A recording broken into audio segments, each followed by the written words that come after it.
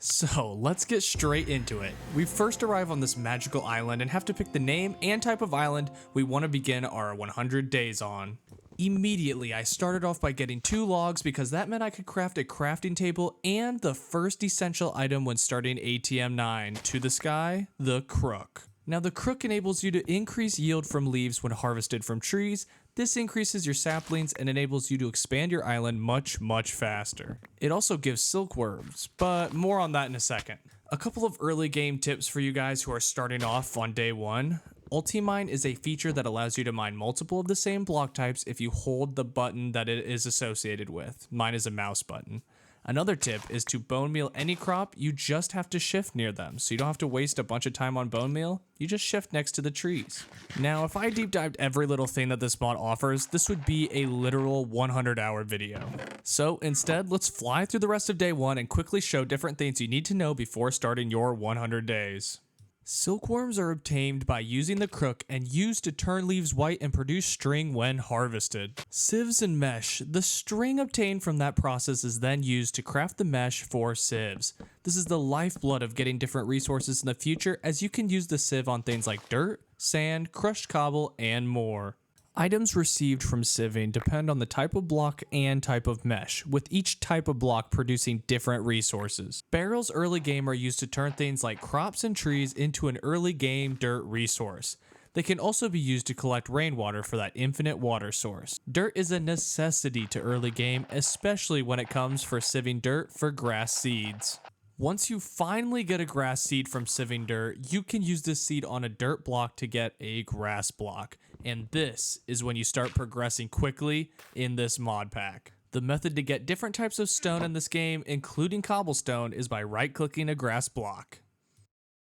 Tons of pebbles appear from the ground, from which you can craft the applicable stone the pebble aligns with. This is a painful and long process to click that many times, so as you can see here, I'm using an auto clicker set to click 10 times a second. From there you can craft cobblestone, which when a hammer is used on it turns into gravel, and when a hammer is used on gravel it turns into sand, and when a hammer is used on sand it turns into dust. Okay, so for those of you who haven't clicked off the video yet because this has been so boring, clearly I'm over-explaining every little detail and drawing out this day 1 a little too long. If you have any questions on how something works, or if I skip a crucial step and you want to learn more, feel free to comment down below and I'll answer every question I can to help you on your All the Mods 9 to the Sky journey. But for now, let's hop on over to day 2. Day 2 began the grind for upgrading our resource setup. I crafted the compressed hammer, which can hammer compressed cobble, 9 cobble in 1 block, speeding up farming gravel and ores. In addition, I upgraded to flint mesh, which increases the likeliness of getting rare items from sieving. My 3 goals for day 2 were simple: get iron and copper, lava, and a cobblestone generator. The iron and copper were easy to get, just needed to keep farming cobblestone and sieving away. The lava was a bit harder to obtain, but melting cobblestone in a porcelain cauldron is another fairly simple task for day 2. With that lava bucket and an infinite water source made possible by collecting rainwater, it was time to end our pain clicking away for pebbles and create the first cobblestone generator.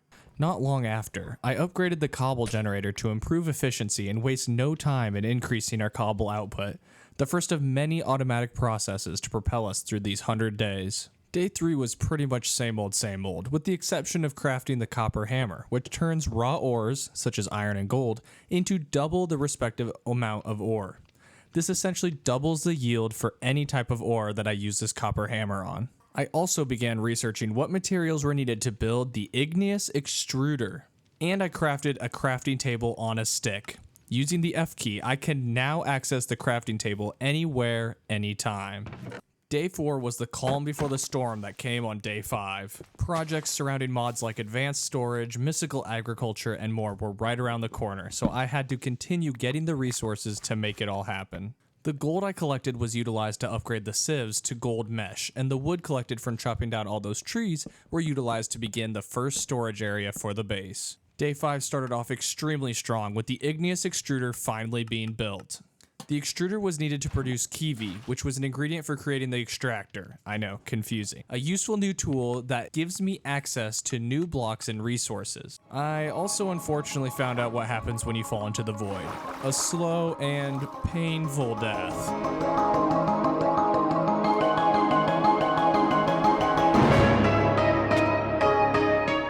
With the source of netherrack from the extractor, we now had access to the materials from the nether.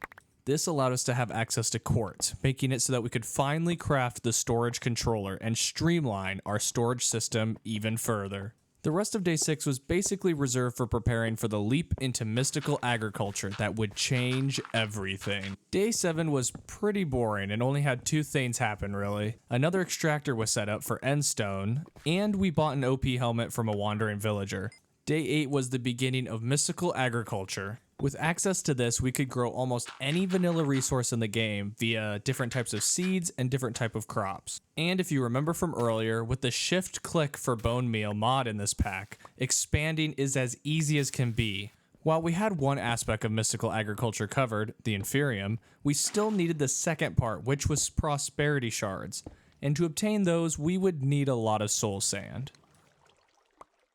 Soul sand is another item that could be sieved and produce these prosperity shards, essential for creating new seed types for us to grow. With these prosperity shards in Inferium, the last step for making new seeds was the infusion altar.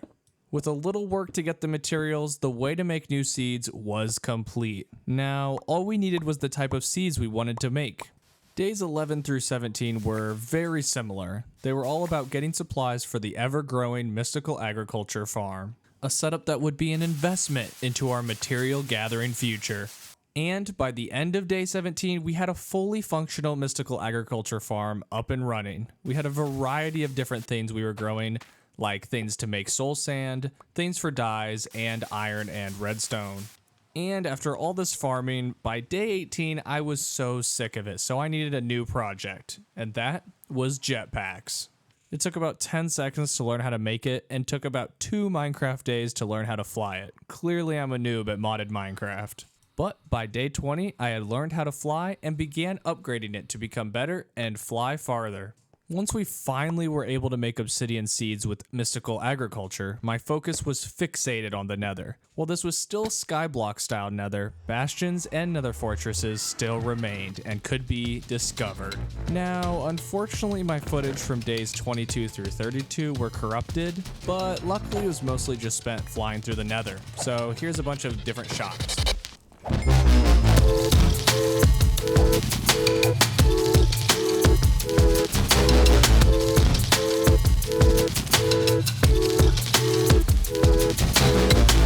Oh, and I also started my future base, which I didn't add lighting to and instantly regretted it. For all of day 33, I was just spending time collecting supplies for the new storage system at the new base. And day 34 and 35 were spent building it.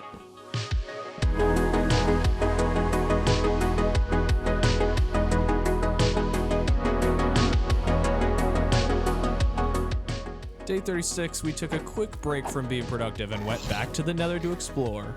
And day 37, we began the first steps into the world of automatic power production. With power from these epic looking windmills, we could finally start automating material collection via auto sieving.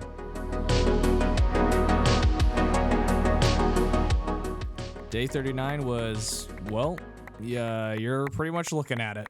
Day 40, surprise, we are back in the nether having fun. I feel like half these 100 days I'm just either being super productive or super unproductive. Day 41, I can confidently say is one of the best days of the entire 100 days because chickens finally spawned. And on day 42, with chickens, we get eggs. And on day 43, it is finally the end.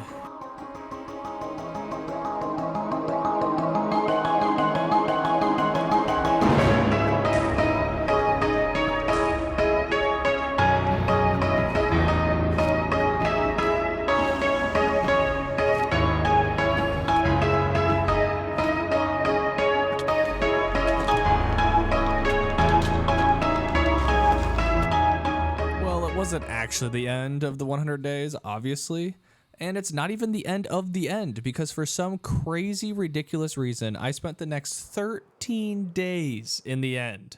The only real memorable things that happened were I got an elytra, which is pretty pointless because I have a jetpack. I fought these weird super bosses who drop diamond and netherite armor for some reason. And I may have died for the first and only time in these 100 days. Silly me. But other than that, I just looted the end for 13 days. Again, no clue really why I did that. We finally did something other than explore the end, and we crafted a brass pickaxe, which comes with Silk Touch instantly apparently, and then we flew around the nether taking spawners from the fortresses. With the newly acquired spawners, I got to work on expanding my base for a spawner setup on days 59 and 60.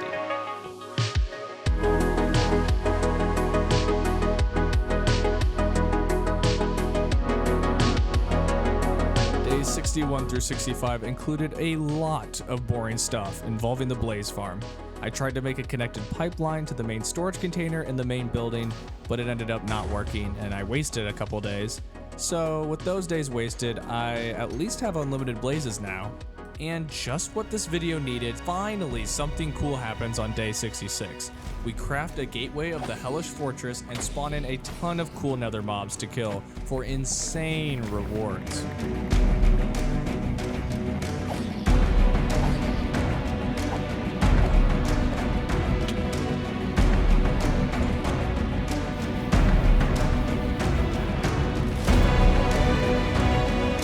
So much fun, we decided to make another gateway, this time to the Emerald Grove, and it was much easier, and spawned a bunch of random animals for some reason. At this point, I didn't know what to go after next, so I spent all of day 68 researching the mod pack for inspiration, and I found it. The final goal by the end of these 100 days, all the modium. Day 69 was just obsidian furnaces. That's all I gotta say. And so began the journey for all the modium. For 15 days, I collected the various different resources and different ways to get those resources after trying to get supplies to finally craft the coveted all the modium. I won't go into much detail for these 15 days because it's more fun to figure it out for yourself, but if you comment "Butter is a silly boy" on this video, I will reply to the comment with all the crafting recipes and all the work you have to do to get all the modium. And after all that time, I realized that not only did you need resources, but I needed power. But first, flying endlessly in the end.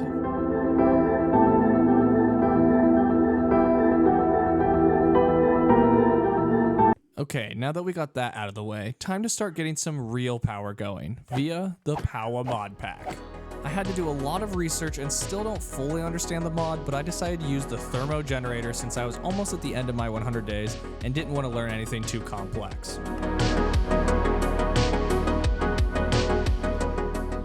But finally, by day 95, I had finally made a power generator powerful enough to, very slowly, make the all-powerful all the modium.